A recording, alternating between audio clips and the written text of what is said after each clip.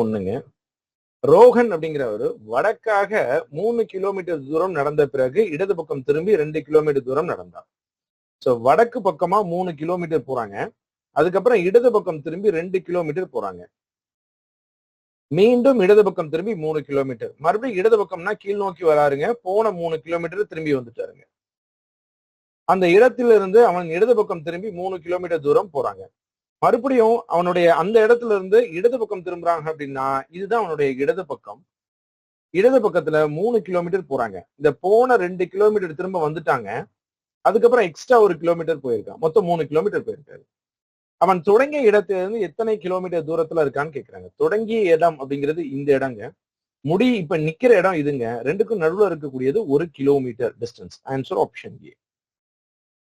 1 kilometre distance. இந்த மாதிரி வெறும் நம்பர் பேஸ் பண்ண மாதிரியான கேள்வியும் எக்ஸ்பெக்ட் பண்ணலாம். இதுக்கு முன்னாடியே பார்த்தா நம்ம டைரக்ஷன் ஆங்கிள் பேஸ் பண்ண மாதிரியான கேள்விகளும் எக்ஸ்பெக்ட் பண்ணலாம். 27வது கேள்விக்கு நம்ம என்ன ஆன்சர் போட்டு வந்தோங்க? ரைட், அந்த சன்னின்ல அந்த கேள்வியை நம்ம டிஸ்கஸ் பண்ணுவோம்னு சொல்லியிருந்தோம் இல்லைங்களா? ரைட், சன்னின்லாங்கிறது கரெக்டா வந்திருக்கோங்க. 32. ஸோ 32 அதே மாதிரியான கேள்விதாங்க. பெருசா டிஃபிகல்ட்டி கிடையாது. வளைஞ்சு திரும்பி போறாரு அப்படிங்கிற ஒரு கான்செப்ட் தான். இதை நம்ம ஹோம்ஒர்க்கா ப்ராக்டிஸ் பண்ணுவோம். இது ஒரே மாதிரியான கேள்விகளை நம்ம ரிப்பீட் பண்ண வேண்டாம். ரைட், 32வது கேள்வியினுடைய ஆன்சர் ஆப்ஷன் பி 10 அப்படிங்கிறது கரெக்டா வந்திருக்கா அப்படிங்கிறத செக் பண்ணிக்கோங்க. 32வது கேள்வியினுடைய ஆன்சர் ஆப்ஷன் பி 10 அப்படிங்கிறது சரியா வந்திருக்கா அப்படிங்கிறத செக் பண்ணிக்கோங்க. அடுத்த கேள்விக்கு போகலாம். இது ஈஸியா போடக்கூடிய கேள்விதாங்க. டிஃபிகல்ட்டா இருக்கக்கூடிய கேள்விகளை நான் கண்டிப்பா நடத்துறேன். ஒண்ணுமே இல்லாத கேள்விகளை ட்ரை பண்ணுவோம். அடுத்து 33வது கேள்விங்க. PQRT ஆகிய 4 நகரங்கள் இருக்குங்க. PQRT அப்படின்னு 4 ஊர் இருக்கு. 4 ஊரும் எங்கெங்க இருக்குன்னு கொடுத்துருக்காங்க. இந்த மாதிரியான கேள்விகள் எல்லாம் ரீசனிங்ல எதிர்பார்க்கலாங்க. ரீசனிங் இம்பார்ட்டன்ட் கேள்வி நம்மளுடைய சிலபஸ்ல இல்லாத பொழுதே வந்து பாத்தீங்க அப்படின்னா இதுக்கு முன்னாடி கேள்விகள் எல்லாம் நம்ம பார்த்தோம் இல்லைங்களா? அந்த மாதிரியான கேள்விகள் எல்லாம் எக்ஸாம்ல ஃப்ரேம் ஆயிருக்கு. இப்ப ரீசனிங் ரொம்ப இம்பார்ட்டன்ட் அப்படிங்கறதுனால சோ இந்த மாதிரியான கேள்விகளை கண்டிப்பா எக்ஸ்பெக்ட் பண்ணலாம். ரைட், இப்போ 4 பேரும் யார் யாருக்கு என்னென்ன திசையில இருக்காங்கன்னு சொல்லியிருப்பாங்க. அதுல இருந்து ஒரு கேள்வி. இப்ப P-னுடைய தென் மேற்குல Q இருக்கு. இப்ப நான் P இங்க டிரா பண்றேன்.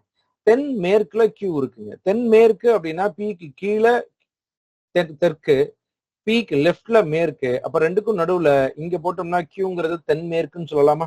இங்க Q போட்டா அது தெற்குங்க, இங்க Q போட்டா அது மேற்குங்க. ரெண்டுக்கும் நடுவுல போட்டாதானே தென்மேற்கு. ரைட், ஸோ P-ன் தென் மேற்கில் Q, Q-வின் கிழக்கில் P,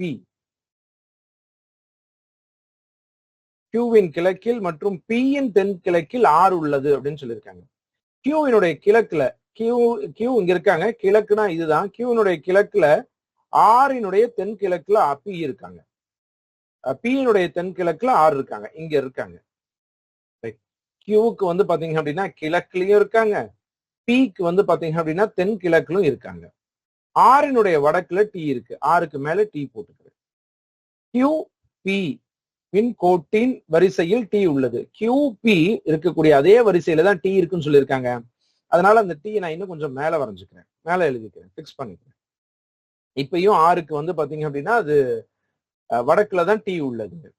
இப்ப P-ன் எந்த திசையில் T உள்ளதுன்னு கேக்குறாங்க. P-னுடைய எந்த திசையில T இருக்கு? யாருக்கிட்ட இருந்து கேக்குறாங்களோ அங்க ஒரு பிளஸ் போட்டு டைரக்ஷன் ஃபில் பண்ணுங்க. இது நார்த், இது ஈஸ்ட். நார்த்துக்கும் ஈஸ்டுக்கும் நடுவுல T இருக்கு P-யை பொறுத்த வரைக்கும். அப்ப நார்த் ஈஸ்ட் அப்படிங்கிறது ஆன்சர். வட கிழக்கு அப்படிங்கிறது answer option C. North east, வடகிழக்கு. வடகிழக்கு, நார்த் ஈஸ்ட் அப்படிங்கிறது ஆன்சருங்க. அடுத்த கேள்வி போலாம். 34வது கேள்வி. 34வது கேள்வியில PQRSTUVW ரைட், குழு கலந்துரையாடலுக்காக ஒரு வட்ட மேசையை சுற்றி சமமான இடைவெளியில எத்தனை பேர்? 1 2 3 4 5 6 7 8 பேர் உட்கார்றாங்க. இப்ப 8 பேர் ஒரு ரவுண்ட் டேபிள்ல உட்கார்றாங்க. 1 2 3 4 5 6 7 8 பேர் இருக்காங்க. அடுத்து அவர்கள் கடிகார திசையில் அமர்ந்துள்ளனன்னு சொல்லியிருக்காங்க. அப்போ இது கடிகார திசையில இந்த ஆர்டர்ல உட்கார்ந்துருக்காங்க. வி வடக்கு திசையில் அமர்ந்துள்ளான்னு சொல்லியிருக்காங்க. இதுல எது வடக்குங்க? மேல.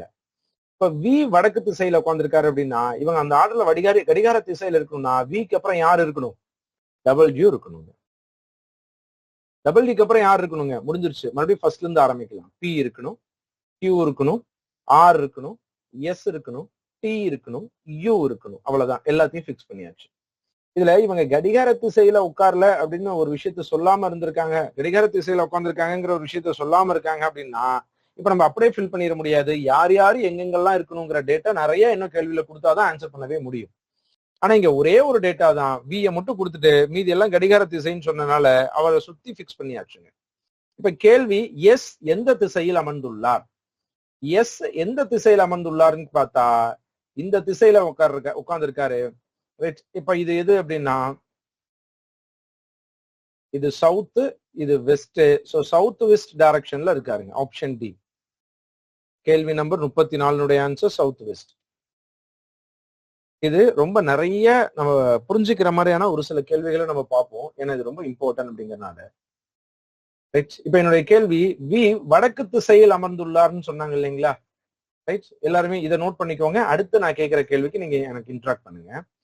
வி வடக்கு திசையில் அமர்ந்துள்ளார்னு சொன்னதுக்கு பதிலா வி வடக்கு திசை நோக்கி அமர்ந்துள்ளார்னு சொல்லி இருந்தாங்க அப்படின்னா, வி வடக்கு திசை நோக்கி அமர்ந்துள்ளார் அப்படின்னு சொல்லி இருந்தாங்க அப்படின்னா என்ன ஆன்சர்? வி எங்க உட்கார்ந்து இருப்பாருன்னு சொல்லுங்களேன் எனக்கு. வி வந்து வடக்கு திசை நோக்கி அமர்ந்துள்ளான்னு கேள்வியில சொல்லியிருந்தாங்க அப்படின்னா வி எங்க உட்கார்ந்து இருப்பாரு அப்படிங்கறத சொல்லுங்க. கொஞ்சம் ஸ்லோவா சொல்லுங்க. ரைட், நான் சொல்றேங்க. ரைட், அந்த சிபிடி எக்ஸாம் பத்தி அட்மின் உங்களுக்கு இன்ஃபார்ம் பண்ணுவாங்க, சரிங்களா? வி வடக்கு திசை நோக்கி அமர்ந்துள்ளார் அப்படின்னு கேள்வியில சொல்லியிருந்தாங்க அப்படின்னா வி எந்த திசையில உட்கார்ந்து இருப்பாரு அப்படிங்கறத சொல்ல முடியுமான்னு பாருங்க. வி எந்த திசையில உட்கார்ந்து இருப்பாரு அப்படிங்கறத உங்களால சொல்ல முடியுதா? Very good. ஆர் இருக்கக்கூடிய பிளேஸ்ல உட்கார்ந்து இருப்பாருங்க. ரொம்ப இம்பார்ட்டன்ட். அப்ப பாருங்க, வி வடக்கு திசையில உட்கார்ந்து இருக்காரு அப்படின்னா அந்த உட்கார்ந்து இருக்க ஆளுங்க இடம் எல்லாம் மாறுது. வடக்கு திசை நோக்கிங்கிற ஒரே ஒரு வார்த்தை, நோக்கிங்கிற ஒரு வார்த்தையை பாத்தீங்க அப்படின்னா மொத்த சீட்டிங்கையும் மாத்திருது. அப்ப கேள்வியை ரொம்ப கேர்ஃபுல்லா கவனிக்கணுங்க. ஒருவேளை கேள்வியில வடக்கு திசை நோக்கிங்கிறத சரியா படிக்காம வடக்கு திசைன்னு நீங்க கணக்கு போட்டீங்க அப்படின்னா தப்பாயிரும். இந்த மாதிரியான விஷயங்கள் எக்ஸாம்ல நடக்குங்க. அதனாலதான் டீட்டெயிலா எக்ஸ்பிளைன் பண்றேன். Right, good. அடுத்து போலாங்க. 35வது கேள்வி. PQRS இவங்க 4 பேரும் வந்து கேரம் போர்டு விளையாடுறாங்க. PQRS. அடுத்து இதுல பியும் ஆரும் எஸ்ஸும் கியூவும் வந்து பாத்தீங்கன்னா பார்ட்னர்ஸ். அப்ப ஒரு கேரம் போர்டுல இவங்க 2 பேரும் பார்ட்னர் அப்படின்னா 2 பேரும் ஆப்போசிட்ல தானே உட்காருவாங்க. பியும் ஆரும் ஆப்போசிட்ல இருப்பாங்க, எஸ்ஸும் கியூவும் ஆப்போசிட்ல இருக்காங்க. அடுத்து மேற்கு திசை நோக்கி அமர்ந்துள்ள ஆருக்கு, இப்ப மேற்கு திசை நோக்கி ஆறு உட்கார்ந்துருக்காரு அப்படின்னா அவர் கிழக்கு திசையில உட்கார்ந்துருக்காருன்னு புரிஞ்சுக்க முடியுதா? இப்பதான் போன கேள்வியில அதை பேசிட்டு இருந்தோம். மேற்கு நோக்கி அமர்ந்துள்ளார் அப்படின்னா அவர் கிழக்குல உட்கார்ந்துருந்தாதான் மேற்க பார்த்த மாதிரி உட்கார்ந்துருக்க முடியும். அந்த ஆறுக்கு வலதுபுறத்துல எஸ் இருக்காங்க. அவர் மேற்கு நோக்கி இருக்காரு அப்படின்னா அவருடைய வலதுபுறம்னா இங்க மேல, இங்க எஸ் இருக்காரு. இப்ப மத்த எல்லாத்தையும் ஃபில் பண்ணிட முடியுமா? ஏன்னா பியும் ஆரும் ஆப்போசிட்ல உட்காருவாங்க. இங்க ஆறுனா இங்க பி, இங்க எஸ்னா இங்க கியூ. இந்த கேள்வியில கியூ எந்த திசை நோக்கி அமர்ந்துள்ளார்? கியூ எந்த திசை நோக்கி அமர்ந்திருக்காருங்க? மேல் நோக்கி உட்கார்ந்திருக்காரு. மேல் நோக்கி உட்கார்ந்திருக்கிறதுக்கு பேரு வடக்கு, நார்த்து. மேல் நோக்கி உட்கார்ந்திருக்காரு, அதனுடைய டைரக்ஷன் வடக்கு அப்படிங்கறது ஆன்சர். ஸோ இந்த மாதிரியான கேள்விகள் ரொம்ப ரொம்ப இம்பார்ட்டன்ட்ங்க. எக்ஸாம்ல ரொம்ப கஷ்டமா கேட்கறாங்கிற பட்சத்துல கேட்பாங்க. ஆனா அதுல கஷ்டமே இல்லை. உங்களால கவனிக்க முடியுதா? முதல்ல அந்த பேசிக் புரிதல் இருந்துச்சு அப்படின்னா அது ஈஸியா ஆன்சர் பண்ணிட முடியுங்க. 36வது கேள்வி. 36வது கேள்வி. இந்த மாதிரி கேள்விகளை அனலாஜி சொல்லலாங்க. அதாவது ஒப்புமை தன்மை, ஒத்த தன்மை அப்படிங்கிற ஒரு டாபிக் இருக்கு. அடுத்து கிளாசிபிகேஷன், வேறுபட்ட தன்மை அப்படின்னு ஒரு டாபிக் இருக்கு. சிமிலாரிட்டிஸ் அண்ட் டிஃபரன்சஸ் அப்படின்னு ஒரு டாபிக் இருக்கு. ஸோ இது எல்லாமே வந்து பாத்தீங்க அப்படின்னா ஒரே மாதிரியான இருக்கக்கூடிய கான்செப்ட் தாங்க. இதுல பாட்னி, பிளான்ட்ஸ், தாவரவியல், தாவரம், இது ரெண்டுக்கும் என்ன தொடர்பு இருக்கு அப்படிங்கிறத புரிஞ்சுக்கிட்டுங்க இது கூட இன்னொரு அதுக்கான வார்த்தையை தொடர்பு படுத்தி எழுதணுங்க. தாவரவியல் அப்படிங்கிறது தாவரத்தை பத்தினதுக்கானது தாவரவியல். அப்ப பூச்சியல் அப்படிங்கிறது பூச்சிகளை பத்தினதுங்களா? படிப்புக்கு பேரு பூச்சியல்னு சொல்லலாமா? அப்ப ஆன்சர் ஆப்ஷன் பி, பூச்சியல். பூச்சிகள், பூச்சிகளை பத்தி படிக்கிறதுக்கு பேரு பூச்சியல். இந்த மாதிரியான கேள்விகள் நம்ம நிறைய ப்ரிப்பேர் பண்ணணுங்கிறதெல்லாம் பெருசா தேவைப்படாதுங்க. அங்க ஒரு பேசிக் புரிதலோட ஆன்சர் பண்ணணுங்க. நீங்க 200 கேள்வி படிக்கிறீங்க, அங்க வேற ஏதாவது கேள்வி கூட வரலாங்க. அப்ப அது ரெண்டுக்கும் இருக்கக்கூடிய ரிலேஷன் என்ன, அதுக்கு நம்ம என்ன ஆன்சர் பண்ண போறோங்கிறது பேசிக்கா நம்ம புரிஞ்சிருந்தா போதும். அடுத்த கேள்வி 37. மும்பை, மகாராஷ்டிரா, திருவனந்தபுரம் என்னதுங்க? இப்ப இந்த கேள்விக்கு நீங்க படிக்கணுமா, தேவையில்ல, அந்த மாதிரியான கேள்விதான் இது எல்லாமே. ரைட், ஸோ ட்ரை பண்ணி சொல்லுங்க. 37வது கேள்விக்கு என்ன ஆன்சர்? மும்பை, மகாராஷ்டிரா. மகாராஷ்டிராவினுடைய தலைநகரம் மும்பை. இப்ப திருவனந்தபுரம் அப்படிங்கிறது எதனுடைய தலைநகரம்? கேரளாவினுடைய தலைநகரம். Answer option C. 37வது கேள்வியினுடைய ஆன்சர் ஆப்ஷன் சி, கேரளா. இந்த கேள்வி டிஎன்பிசி எக்ஸாம்ல கேட்ட கேள்விங்க. இதுக்கு முன்னாடி நம்மளுடைய எக்ஸாம்ல இதை கேட்டிருக்காங்க. சோ இதே மாதிரியான கேள்விகள் தான் இது எல்லாமே. உங்களால கவனிக்க முடியுதுங்களா? ரைட், எக்ஸாம்ல இதுக்கு முன்னாடி ரீசனிங்ல அந்த மாதிரி கேள்விகள் ஃப்ரேம் ஆயிருக்குங்க. சோ அப்ப அதே மாதிரியான பேட்டர்ன்ல எப்படி கேள்விகள் இருக்குங்கிறத நம்ம இங்க கொடுத்துருக்கோம். ஸ்கொயர், ரைட், இங்க எஸ் மிஸ் ஆயிருக்கு. ஸ்கொயர். சதுரம் அப்படிங்கிறது வைரம். நான் சதுரத்தையும் வைரத்தையும் வரைஞ்சு காமிக்கிறேன். இந்த இடத்துல வைரம் அப்படிங்கிறது இதுதான் டைமண்டுங்க. வைரம் மாதிரியே நம்ம வரையணுங்கிற அவசியம் இல்லை. ரைட், இப்ப சதுரம் அப்படிங்கிறது வைரத்துக்கு, சதுரமும் வைரமும் சமப்படுத்தியிருக்காங்க. அப்போ சர்க்கிள் அப்படிங்கிறது இதுக்கு சமமாக இருக்கும் அப்படிங்கிறது கேள்வி. இந்த சதுரத்தினுடைய இந்த பக்கத்தையும் இந்த பக்கத்தையும் பிடிச்சி இழுக்கலாம். பிடிச்சி இழுத்தா இந்த ஷேப் வந்துடும். ரைட், இந்த ஷேப் வந்துருச்சுங்க, டைமண்ட் வந்துருச்சு. அப்ப அதே மாதிரி வட்டத்தை இங்கேயும் இங்கேயும் பிடிச்சி இழுத்தோம் அப்படின்னா அது ஓவல் ஆகிடும். முட்டை வடிவம் அப்படிங்கிறது ஆன்சர், ஓவல். 38வது கேள்வியினுடைய ஆன்சர் ஆப்ஷன் சி. இது எக்ஸாம்ல கேட்ட ஒரு கேள்வி. நெக்ஸ்ட் 39 போகலாம். பால் இல்லைங்க, பால் கிடையாது.